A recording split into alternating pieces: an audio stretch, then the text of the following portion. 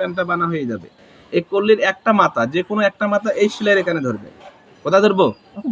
সেলাইয়ের এখানে ধরে এই যে একটা মাথা এইদিকে সেলাই হবে আর একটা মাথা এইদিকে সেলাই হবে, দেখা যায়? মানে কল্লির এই যে একটা মাথা, এর একটা মাথা এই যে সেলাইটা যে করছেন এই সেলাইয়ের এখানে ধরবেন। কথা বোঝা গেছে? ধরো তো কেমন একটু এটার সাথে মিল করে ধরো। সমান করে ধরো, লাগাতে খুব ভালো লাগে। ভয় পাচ্ছো? আমরা টুকটাক সেলাই করছি সবাই। এই যে এদিকে ধরো, সমান করো। কালকে অঙ্কাটা বানানো আসবে জানিস ছোট থেকে এই যে দেখেন কলির কি দুই মাথা আটকাই দিলাম না, দেখা যায়? এইদিকে এক মাথা এইদিকে এক মাথা, মানে ত্রিকোণা ভাবে। আর কলির দুইটা মাথা নিচের দিকে থাকবে। কোন দিকে থাকবে? তাহলে এক সাইডে দুই মাথা আটকানো হয়ে গেল না? এই দুইটা মাথা বলেন তো কোন দিকে যাবে? এই সাইডে যাবে। এখন কোন দিকে যাবে? ওই দিকে কিভাবে যাবে সেটা দেখেন। যখন কলির দুই মাথা আমার আটকানো হয়ে যাবে তখন কলিটা ছেড়ে দেবেন, ওর কাজ শেষ হয়ে গেল। এখন আপনি এই যে পার্ট ধরবেন এরকম, একটা পার্টের কি দুই মাথা ধরছি না, দেখা যায়? কয়টা পার্ট ধরছি? দুইটা। একটা পার্ট ধরছি, কয়টা পার্ট ধরছি? একটা পার্ট, দুই মাথা ধরছি দুই হাতে, তাই না? আর একটা পার্ট তো আমার নিচে আছে, আছে না? এই পার্টটা ধরলাম, এটাকে মোড়াইতে হবে ভিতর দিক, মানে এটা কি ভিতর দিক না এইদিকে? এইদিকে মোড়াবেন, আবার বাইরের দিকে মোড়াবেন না। কোন দিকে মোড়াবেন? ভিতর দিকে। বুঝা গেছে? এই যে দুই মাথা একসঙ্গে করবেন, নিয়ে আসে করলে এখানে একটা পা তৈরি হবে না, দেখা যায়? একটা পা হয়েছে না? এই কল্লির মাথা অটোমেটিক ও লাগার জন্য রেডি হয়ে গেছে। ও বলতেছে আমাকে এইদিকে সেলাই দাও, বলতেছে না? এই দেখেন, আবার দেখেন আমি খুলতেছি। আগে এক সাইডে দুই মাথা আটকাই নিছি, দেখা যায়? আটকানোর পর কি করবেন? কল্লিটা ছেড়ে দেবেন, দেওয়ার পর একটা পার্ট ধরবেন। তাহলে এটা এরকম ভিতর দিকে মোড়াবেন। কোন দিকে মোড়াবেন? ভিতর দিকে মোড়াইলে কি এখানে একটা পা হয়ে গেল না? এখন এইদিকে সাইডে দেখবেন যে কল্লির মাথাটা এইদিকে লাগার জন্য রেডি আছে। বুঝা গেছে? হয়নি, তবে হওয়ার সম্ভাবনা আছে। বৃষ্টি ছাড়ি দাও, তুমি ছাড়ি।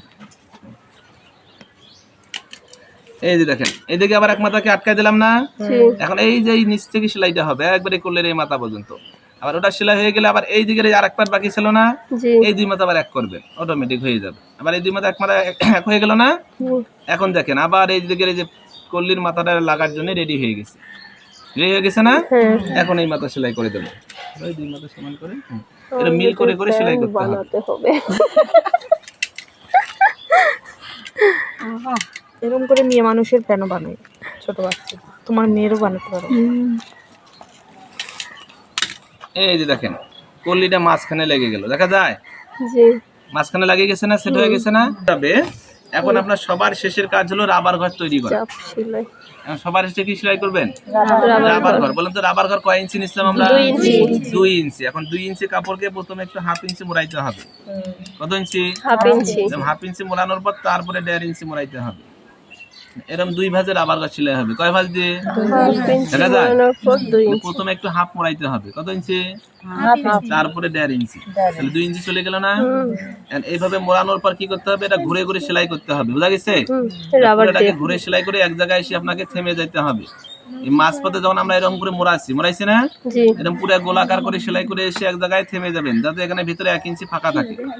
কত ইঞ্চি ফাঁকা থাকে? 1 ইঞ্চি ফাঁকা থাকে। তাহলে আমরা যখন সেলাই করে আসার সময় এক জায়গায় থেমে যাব, যাতে মোড়ানো অবস্থায় ভিতরে 1 ইঞ্চি ফাঁকা থাকে। কেন পর্যন্ত ফাঁকা থাকবে? রাবার ওর ভিতরে দেওয়ার জন্য। বুঝা গেছে? 1 ইঞ্চির মতো ফাঁকা রেখে রাবার ঢোকাই নিয়ে আসে রাবারের দুই মাথা বাইর করে জয়েন করে দিতে হবে, দিয়ে তারপরে রাবারটা সমান করে নিয়ে তার মাঝ দিয়ে একটা সেলাই মারি দেবেন, হয়ে যাবে। বুঝা গেছে? অথবা রাবার একসঙ্গে ধরে সেলাই করা যায়, নতুন মানুষ একসঙ্গে সেলাই করলে অনেক সময় জড়ো লাগিয়ে ফেলবে। এই জন্য আগে রাবার ঘর এইভাবে তৈরি করে নেবেন, করার পর তারপর রাবার ঢোকানোর পর তারপরে রাবারের মুখ জয়েন করে দেবেন।